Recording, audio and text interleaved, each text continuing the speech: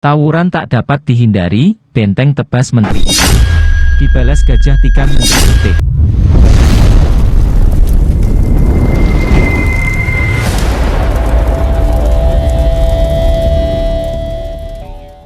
Assalamualaikum.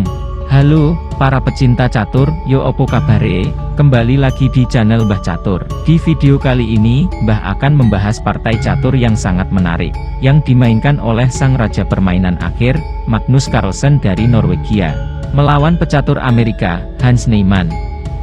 Pertandingan ini terjadi pada tanggal 4 September tahun 2022, dalam event Sinquefield Cup. Let's go, langsung ke papan ijo putih. Di sini Magnus memegang putih, dan Hans Niemann memegang hitam. Magnus Carlsen membuka permainan, dengan pion ke D4. Hans Niemann kuda ke F6. Putih pion ke C4, bertujuan mengaktifkan para perwira sayap menteri. Hitam pion ke E6, membuka jalur tamasya gajah. Kuda ke C3, gajah ke B4, memaku kuda. Dan kita berada dalam pembukaan Nimzo Indian Defense. Langkah selanjutnya yang paling umum adalah pion ke E3. Tapi di sini Magnus ingin tampil beda. Pion ke G3, persiapan fianchetto gajah. Hitam rokade, gajah ke G2, sesuai rencana. Pion ke D5, mengajak pertukaran pion. Pertukaran ditolak. Pion ke A3, mengusir gajah. Gajah telan kuda. Langkah agresif, pertanda Hans ingin segera menuju endgame. Pion telan balik, hitam bungkus pion gratis. Kuda keluar kandang ke F3, persiapan rokade. Hans pion ke C5. Di sini jika putih nekat sikat pion, dapat dipastikan menteri amblas. Harapan rokade pun pupus. Putih cepat-cepat rokade. Pion jitak gundul D4.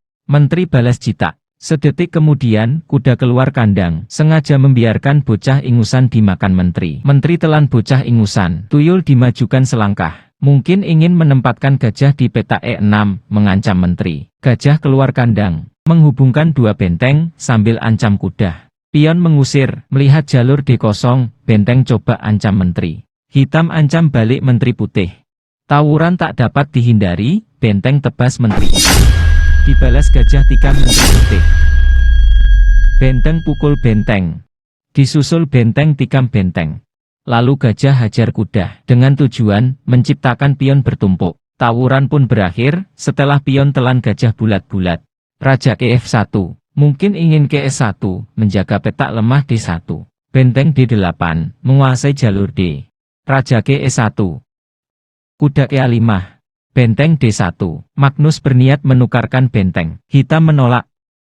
Dikarenakan hitam menyadari, ada dua pion lemah putih. Kuda D2, mengusir gajah. Gajah melarikan diri ke E6. Pion C4, sebuah pengorbanan pion. Tanpa pikir panjang, gajah hajar pion. Kuda balas pukul gajah. Disusul benteng tindih kuda. Putih coba serang balik. Benteng D8, skak. Raja menggeser kursinya ke G7. Lanjut gajah serang benteng, sekaligus memata-matai pion F7. Benteng dilarikan ke C7, menjaga pion. Benteng ke A8, memalak pion A7. Simpel saja, pion dimajukan. Gagal palak pion A7, benteng coba palak pion B7.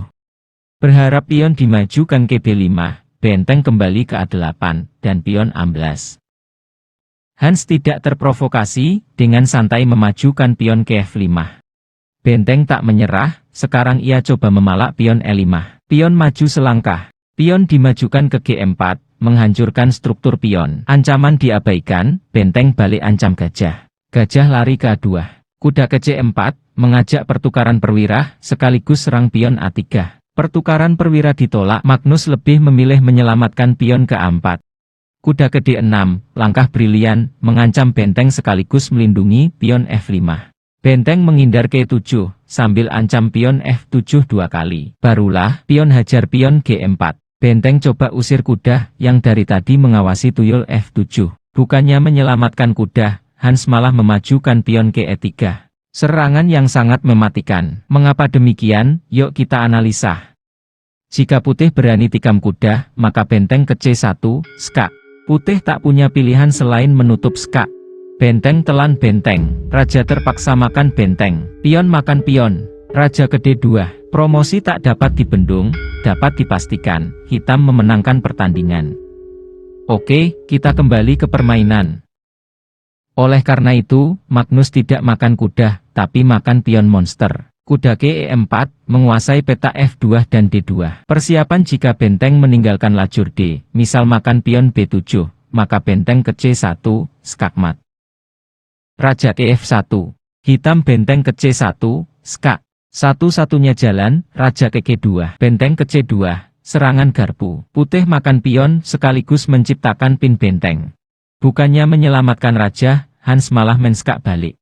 Dengan wajah pucat, raja lari ke G1, benteng ke E1, skak. Raja balik lagi. Benteng masih ngotot skak. Raja balik lagi. Raja hitam ke F6, melepaskan pin. Gajah ke D5, mau mencabut nyawa kuda. Benteng balik serang, langkah cerdik menunda gajah makan kuda. Benteng coba melepaskan pin sambil skak. Raja geser ke G6. Benteng ke D7, menciptakan pin gajah pada benteng. Hans membaca siasat Magnus, kuda pun diposisikan di G5, bertujuan jika benteng dimakan, kuda dapat melakukan skak benteng, impas. Benar saja, pin dibuka, skak benteng. Raja lari ke F5, dengan sigap, benteng telan benteng gratis, yang sebenarnya tidak gratis. Kuda F3, skak benteng, langkah yang sangat indah. Raja ke G2, kuda telan benteng bulat-bulat. Coba perhatikan kawan, di sini hitam terlihat sudah menang posisi dan kualitas. Dapatkah Magnus mengimbangi? Pion ke A5, langkah pasrah. Raja ke E5, memata-matai tuyul E3. Raja ke G3, mencoba keberuntungan. Kuda ke F1, triple attack. Kemanapun raja melangkah, salah satu pion dipastikan tewas. Langkah yang sangat cerdas. Raja ke F2, putih memilih menyelamatkan pion E3. Kuda ganyang pion. Pion ke E4, langkah putus asa. Raja telan pion gratis. Gajah ke E6, berniat mengeliminasi pion dari bawah. Raja ke F4, menggantikan tugas kuda menjaga pion, karena kuda akan pergi, dalam misi menggagalkan promosi pion putih. Gajah ke C8, incar pion. Kuda tancap gas, turbo speed. Gajah menggerogoti pion. Kuda ke E5, semakin mempercepat langkah, ingin segera ke C6. Gajah menggerogoti pion lagi. Kuda C6, siap mengeksekusi pion. Gajah ke B7, pasrah pionnya dieksekusi. Kuda mengeksekusi, gajah ke D5. Bocah berangkat promosi. Gajah ke F7, bocah ingusan makin semangat, berangkat sekolah. Gajah ke D5, langkah pasrah. Raja ke E5, dan di detik inilah, juara dunia Magnus Carlsen, mengibarkan bendera putih. Pertanda dia sudah tidak sanggup lagi melayani keganasan Hans Niemann. Kalaupun permainan dilanjutkan, salah satu pion jelas promosi, dan hitam pasti menang. Demikianlah permainan yang sangat spektakuler ini, disajikan oleh Grandmaster yang sedang viral, Hans Niemann. Hikmah yang bisa kita petik dari pertandingan ini adalah wong pinter, kalah karo wong bejo.